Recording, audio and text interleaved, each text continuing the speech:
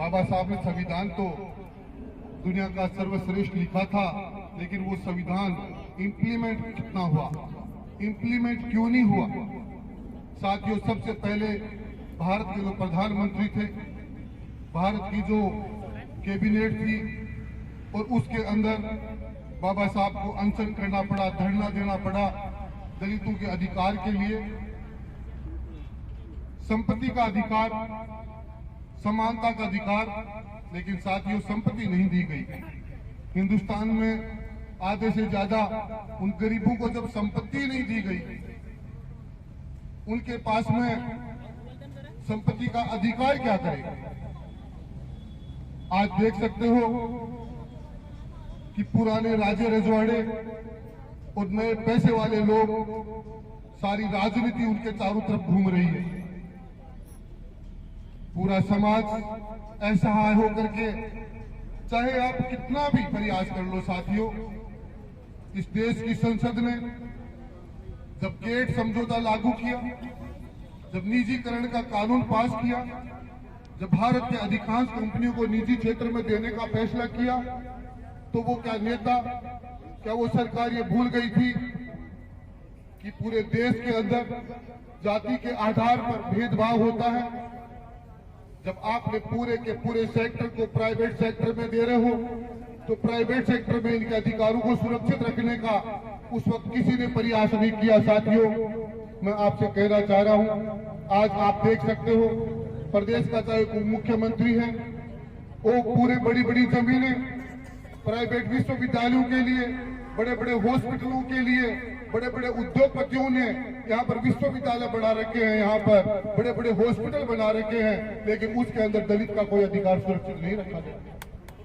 उन तमाम इंस्टीट्यूशंस के अंदर लॉ एंड ऑर्डर फ्री, उनका टैक्स फ्री, उनको सरकार की सारी मदद फ्री। फिर सरकार किसके लिए है? सरकार दलित के लिए है, गरीब के लिए है, या उन बड़े लोगों के लिए है? दोस्तों, आप कभी कल्पना भी नहीं कर सकते कि हमारे प्रदेश के अंदर पूरा का पूरा शासन का कामकाज ठेके के द्वारा हो रहा है, संविदा के द्वारा हो रहा है, प्राइवेट कंपनियों के द्वारा हो रहा है।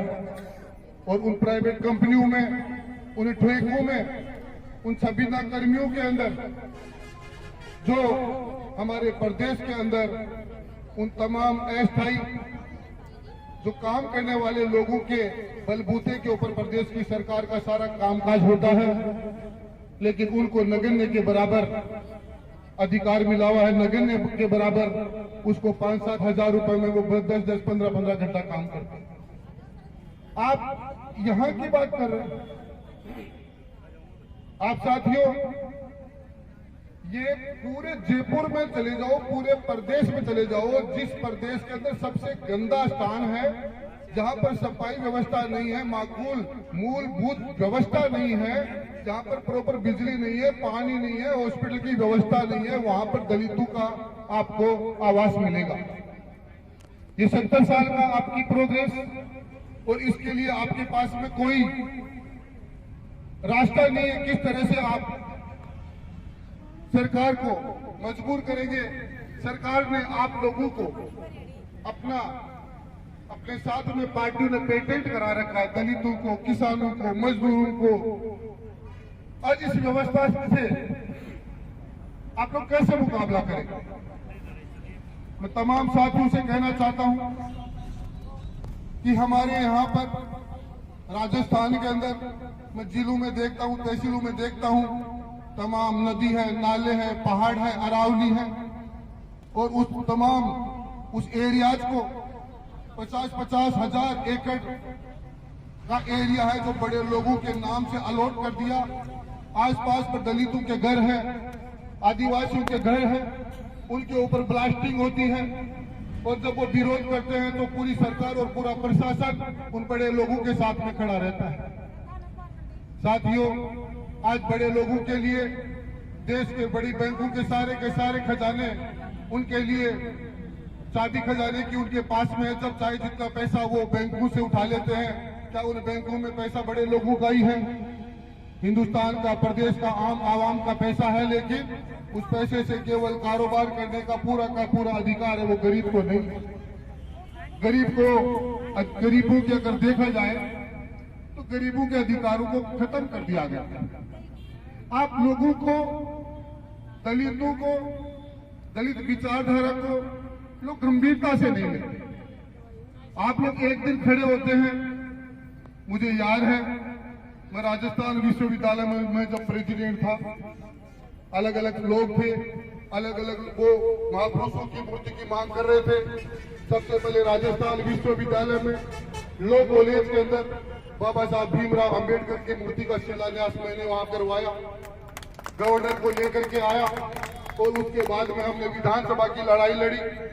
विधान भवन, पहला हिंदुस्तान का विधान मंत्री, कानून मंत्री जिनका सम्मान नहीं है, विधानसभा के अंदर एक बाबा साहब की मूर्ति लगाने के लिए यहाँ पर दलित संगठनों ने मेरे साथ मिलकर के हमने लड़ाई लड़ी थी, और राजस्थान की सरकार और दलित संगठनों के ऊपर लाठियां बरसाई थी, और हमने ये कहा था जिस प्रकार से आपने सचिवालय में महात्मा गांधी की मूर्ति लगाई है, उसी प्रकार से बाबा साहब की मूर्ति विधानसभा में लगा दीजिए। दोस्तों, कमेटी बनाई, आज तक उस कमेटी का फैसला नहीं आया, यही मुख्यमंत्री तब थे। मैं आपसे कहना चाह रहा हूं, आप कुर्सियों पे बैठ करके खुश मत हो। 95% दलित लोग आज भी चौकड़ियों के ऊपर अपने शरीर को बेचने के लिए जयपुर के चौराहे पर खड़े होते हैं। 95% दलित है उनमें। कोरोना के अंदर उनके हालात आप देखते तो आपके रोंगटे खड़े हो जाते साथियों। बड़े बड़े लोग सारे घरों के अंदर घुस गए, चाहे वो मंत्री हो, चाहे संतरी हो, चाहे अधिकारी हो। आम जनता को, गरीब जनता को लूटने के लिए सरकारी हॉस्पिटलों को खुला छोड़ दिया गया था। सरकारी अस्पतालों ने सरेआम लूटपीट करी, मनमर्जी से गरीबों को लूटा, लेकिन एक भी हॉस्पिटल के खिलाफ राजस्थान की सरकार ने कार्रवाई नहीं करी। साथियों, कहां जाऊं, आप लोग क्या करेंगे?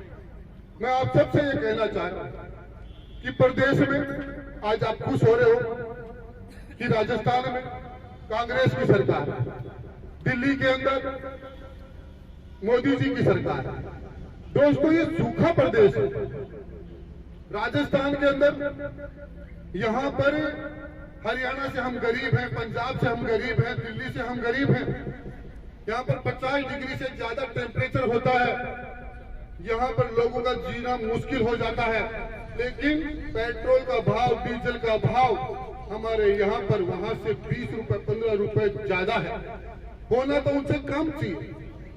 और मैं आपसे कहूं, मेरे साथी मिलते हैं, कोई कहता मैं बीजेपी का पदाधिकारी हूं, कोई कहता मैं कांग्रेस का पदाधिकारी हूं। बीजेपी और कांग्रेस ने दिल्ली की सरकार हो, चाहे वो राजस्थान की सरकार हो, दलित पार्टियों को, दलित विचारधारा को कुचल दिया, उनको मार डाला, उनको शिशु अवस्था में उनको खत्म कर दिया साथी। और उसके बाद में उनको पता है कि दलित समाज सक्षम नहीं है, दलित समाज संगठित नहीं है, दलित समाज बात नहीं कर सकता, हिसाब नहीं ले सकता, पूछ नहीं सकता। मैं कहना चाहता हूं, मैं पूरे प्रदेश में राजस्थान बचाओ यात्रा को लेकर के निकला हुआ हूं। साथियों, मैं सुनता हूं जगह जगह कहीं पर घोड़ी के ऊपर से पटक दिया जाता है दलित दूल्हे को, पुलिस खड़ी होती है। मैं कह रहा हूं, सक्षम बना दो, दलितों की तरफ आंख उठा करके किसी की हिम्मत नहीं होगी। दलितों को तुमने इतना कमजोर बना करके रखा हुआ है, दलित आज इंडिपेंडेंट नहीं।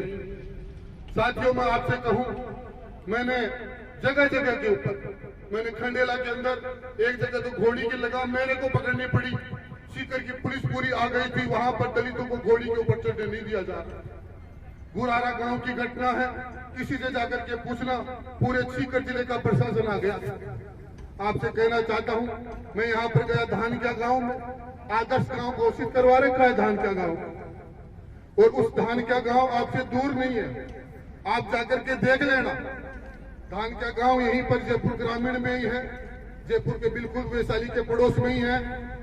वो गांव यहाँ के सांसद ने गोद ले रखा है, उस गांव को आदर्श गांव घोषित करवा रखा है। उस गांव के आदर्शवाद के पर्चे, चर्चे, प्रचार अखबार में, टीवी में, बड़े बड़े बोर्ड पर, होर्डिंग पर मैंने देखा है। साथियों, दलितों के सैकड़ों परिवार उस गांव में नरक की जिंदगी जी रहे हैं। दलितों के घरों के अंदर गंदा नाली का पानी जा रहा है। छोटे छोटे बच्चे डेंगू के अंदर मरने के लिए मजबूर होकर के वहां पर रह रहे हैं। बुजुर्ग माताएं हैं, बुजुर्ग पिता है वहां पर, लेकिन वो किसी दिन भी सुन लेना आप लोग, वो मकान दरदरा करके गिरेगा, वो लोग दब करके मरेंगे। प्रशासन को अवगत करा दिया, प्रशासन सुनता नहीं है, सरकार को चिंता नहीं है, क्योंकि तुम इस सरकार के प्रदेश की पार्टी के तुम पक्के वोट बैंक हो। मैं आपसे कहना चाहता हूं साथियों कि आज शिक्षा की बात करते हो, उस शिक्षा की तरक्की के ऊपर खुश होते हो। राजस्थान विश्वविद्यालय में आज तक दलित समाज का वाइस चांसलर नहीं बना, सुप्रीटेंडेंट SMS का आज तक नहीं बना। मैं आपसे बहुत लंबी चौड़ी बात नहीं करना चाहता। मैं कहना चाहता हूं राजस्थान की सरकार जो यहाँ पर हजार हजार हाथ नीचे जाकर के जमीन के अंदर खादान में जाकर के उस महंगे पत्थर को, महंगे खनिज को, ऑयल को, गैस को, सबको निकालने का गरीब मजदूर काम करता है, रोजाना सैकड़ों की तादाद में बढ़ जाता है। उसके लिए सरकार के पास में कोई सहायता नहीं है, कोई व्यवस्था नहीं है, कोई बंदोबस्त नहीं है। और वो तमाम उन बड़े लोग जब वो मर जाता है तो उसके बाद में प्रशासन आकर के उनको खड़ा होकर के उठा करके ले जाने के लिए मजबूर कर देता है। मैं आपसे कहना चाहता हूं संगठित होना पड़ेगा। सरकार को आपकी चिंता नहीं है, बड़े बड़े प्रशासन को आपकी चिंता नहीं है। ये लोग तो इनको 2 साल और बची है, 2 साल में जम करके लूटपाट करेंगे। इनके ऊपर कानून काम नहीं करता है। राजस्थान की न्यायपालिका कहाँ है? हाईकोर्ट कहाँ है? सुप्रीम कोर्ट जो मुख्यमंत्री के सामने सरेआम राजस्थान का शिक्षक भ्रष्टाचार का खुलेआम कबूलनामा कर रहा है। खुलेआम राजस्थान का शिक्षक कह रहा है कि पैसे के बिना काम नहीं हो रहा है। उसके बावजूद राजस्थान की सरकार उनके खिलाफ एक्शन क्यों नहीं ले रही? अगर एक्शन नहीं ले रही है तो राजस्थान की, हिंदुस्तान की सुप्रीम कोर्ट उनको खुला कैसे छोड़ दे सकती है? साथियों, ऐसे हालात के अंदर आप क्या करें? मैं आप सभी से कहना चाहता हूं, आप ये मत सोचो कि भ्रष्टाचार से क्या है। सारा का सारा आपके विकास का पैसा चंद लोगों ने अपने कब्जे में ले लिया है। चाहे वो जयपुर में जाकर के देख लो, ये अमानिसा का नाला था, अमानिसा के नाले के दोनों तरफ यहाँ पर 3000 करोड़ का बजट, उसका पता नहीं कहाँ गया। इंजीनियर थे, डॉक्टर थे, ठेकेदार, नेता, अफसर, उनके खिलाफ सरकार कार्रवाई नहीं कर रही है, उनको प्रमोशन दे रही है, उनको बचा रही है। इसीलिए मैं सभी से ये कहना चाहता हूँ, ये आपका एमएलए का बच्चा, मंत्री का बच्चा, बेटा, अधिकारियों के छोरे 5-5 करोड़ की फरारी लेके घूम रहे हैं। वो बच्चे हिंदुस्तान की टॉप की स्कूलों में एजुकेशन ले रहे हैं। दलित का बच्चा कहाँ पढ़ रहा है? किसान का, गरीब का बच्चा कहाँ पढ़ रहा है? वो उनके मुकाबले में स्टैंड कर सकता है? वो उनके मुकाबले में कभी भी खड़ा नहीं हो सकता है। लेकिन आपको केवल गौरव पूरा करने के लिए आप लोग अपना जीवन काट रहे हैं। मैं आप सबसे कहना चाहता हूं, बाबा साहब ने आपको इस प्रकार से अफसर अधिकारी बन करके बैठने के लिए संविधान नहीं बनाया। बाबा साहब ने रात दिन कुर्बानी दी इस उम्मीद के लिए, इस आशा के लिए कि मेरा समाज, दलित समाज, गरीब समाज एक दिन खड़ा होकर के हिंदुस्तान की मुख्य धारा में आकर के खड़ा हो जाएगा। साथियों, मुख्य धारा में खड़ा नहीं हुआ। पूरे प्रदेश के अंदर, पूरे देश के अंदर प्रकोष्ठ बना रखा है। हर एक पार्टी ने दलित प्रकोष्ठ बना रखा है और एक कोरम पूरा किया जा रहा है। मैं आप सबसे इतना ही कहना चाहता हूं, आज आप लोग पूरे प्रदेश के अंदर जो भी लोग शिक्षित हैं, जो भी लोग समय निकाल सकते हैं, उन सब लोगों को इस कोने के अंदर नहीं बाबा साहब का स्मारक उस गोल्फ क्लब के बनाओ, सेंट्रल पार्क के अंदर बनाओ।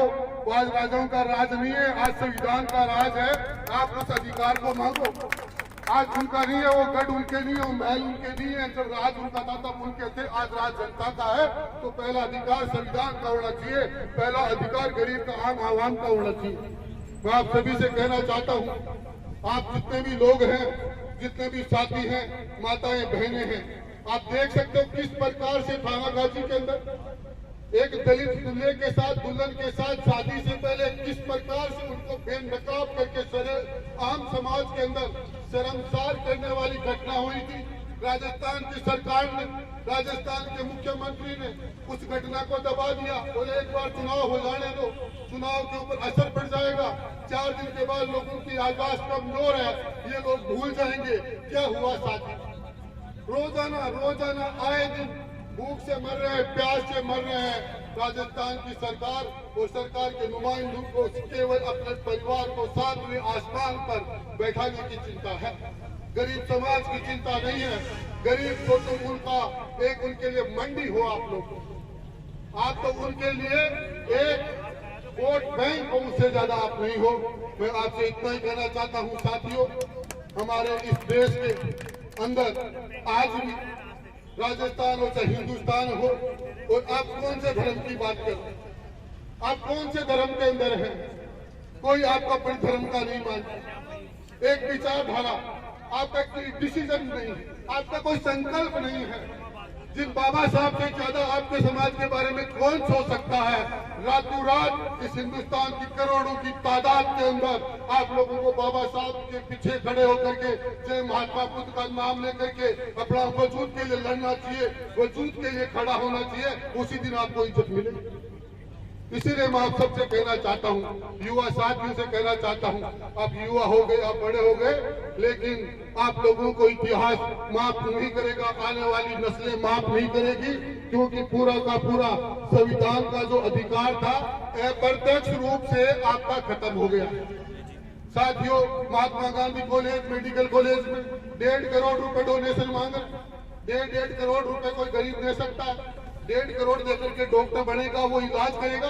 हित की दृष्टि से लोगों का खून पी जाएगा वो डॉक्टर। ऐसे डॉक्टर हैं जो सारे के सारे सरकारी होकर के प्राइवेट हॉस्पिटलों को चला रहे हैं, लेकिन उनके ऊपर कोई कार्रवाई नहीं होती, कोई कंट्रोल नहीं है, कोई अंकुश नहीं है। इसलिए मैं आप तमाम साथियों से कहना चाहता हूं, संविधान का मतलब यह है, इस शासन व्यवस्था से मतलब है। संविधान का मतलब 36 कौम, हर वर्ग के गरीब, गुरके, बड़े बुजुर्ग सबकी देख रेख हो रही है या नहीं हो रही है, उसी से संविधान का सरोकार है। मैं आपको ज्यादा कुछ नहीं कहते हुए मैं आपको इतना ही कहना चाहता हूं, बात बहुत हो गई।